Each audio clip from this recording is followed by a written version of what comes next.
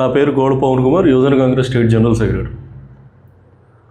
రీసెంట్గా కడప జిల్లా రైల్వే కోడూరు ఎమ్మెల్యేకి సంబంధించిన ఒక గవర్నమెంట్ ఎంప్లాయీని హెరాస్మెంట్ చేస్తూ జనసేన పార్టీకి సంబంధించిన వ్యక్తి, అతను ఒక ఎమ్మెల్యేగానే కాదు,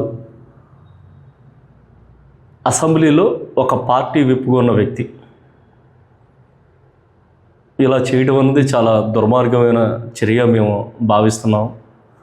గతంలో పవన్ కళ్యాణ్ గారు చెప్తూ ఉండేవాడు, ఎలక్షన్ ముందుగాడ ఆడపిల్లల మీద చేతులు వేయాలన్నా, ఆడపిల్లలకు సంబంధించిన దేని గురించినా కనుక ఏదైనా చేయాలన్నా కాడ నేను చూస్తూ ఊరుకోను, అదని ఇదని చెప్తూ ఉండేవాడు.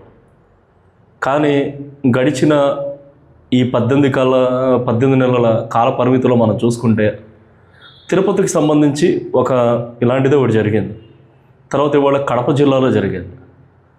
అయ్యా పవన్ కళ్యాణ్ గారు, ఎలక్షన్ల ముందు కళ్ళు పెద్ద పెట్టుకుంటూ చూసుకుంటా తిరిగి ఆడపిల్లలకు అన్యాయం జరుగుతుంది, అంతమంది మిస్ అయిపోయారు, ఇంతమంది మిస్ అయిపోయారు, తర్వాత నేను అధికారంలోకి వచ్చిన తర్వాత సుగాలి ప్రీతి కేసుని నేనే టేకప్ చేస్తాను, వాళ్ళ కుటుంబానికి తగిన న్యాయం చేస్తాను, వాళ్ళెవ్వరికి న్యాయం చేయమాకు. నువ్వు నీ పార్టీకి సంబంధించిన ఎమ్మెల్యేలు 21 మంది ఎమ్మెల్యేలు నీ పార్టీకి సంబంధించిన వాళ్ళు ఉన్నారు.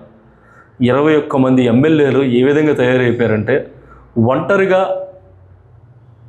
ఒక ఆడపిల్ల బతకడానికి కూడా స్వేచ్ఛ లేకుండా హెరాస్మెంట్ చేయటం, భర్త లేడు అని చెప్పినా కాడ ఆ అమ్మాయిని ఏదో రకంగా లొంగబుచ్చుకొని ఇలాంటివి చేస్తుంటే, అంటే మన ఇంట్లో జరిగిన ఆడపిల్ల కాదు కదా, అదే మన ఇంట్లో జరిగితే కనుక చట్టాలన్నీ గుర్తొచ్చేస్తాయి.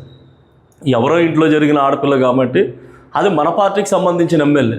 ఇవాళ పవన్ కళ్యాణ్ గారికి ఎలా ఉందంటే అదంతా ఒక ట్యూబ్ లాగా క్రియేట్ చేశారని చెప్పి అంటున్నారు. ఎందుకంటే ఈయన పార్టీకి సంబంధించిన ఎమ్మెల్యే అనగానే మా పార్టీ ఎమ్మెల్యేలు అలా చేయరు అని అనుకోవడమే తప్ప ఈయన పవన్ కళ్యాణ్ గారు, అయ్యా పవన్ కళ్యాణ్ గారు ఇప్పటికైనా కళ్ళు తెరవండి.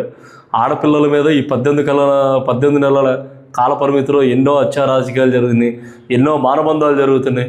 ఇవాళ కొత్తగా అయ్యే కాకుండా నీ ఎమ్మెల్యేలు కాడ అచ్చేసిన ఆంబోతుల్లాగా ఆడపిల్లల మీద పడతాం, ఆడపిల్లల్ని బెదిరించడం, వాళ్ళు మాట వినకపోతే కనుక రేప్ చేయడాలు.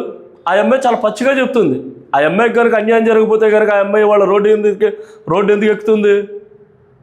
ఆ మాత్రం తెలియట్లేదా? ఒక ఆడపిల్ల నన్ను 5 సార్లు అబోర్షన్ చేయించాడు అని పచ్చిగా ఆ అమ్మాయి కూర్చొని చెప్తుందంటే నీ బుర్ర ఎక్కడ పెట్టుకొని ఉన్నావా, లేదంటే నీ బుర్ర తీసుకెళ్ళి మూసీ నదులు ఎక్కడైనా కలిపొచ్చావా?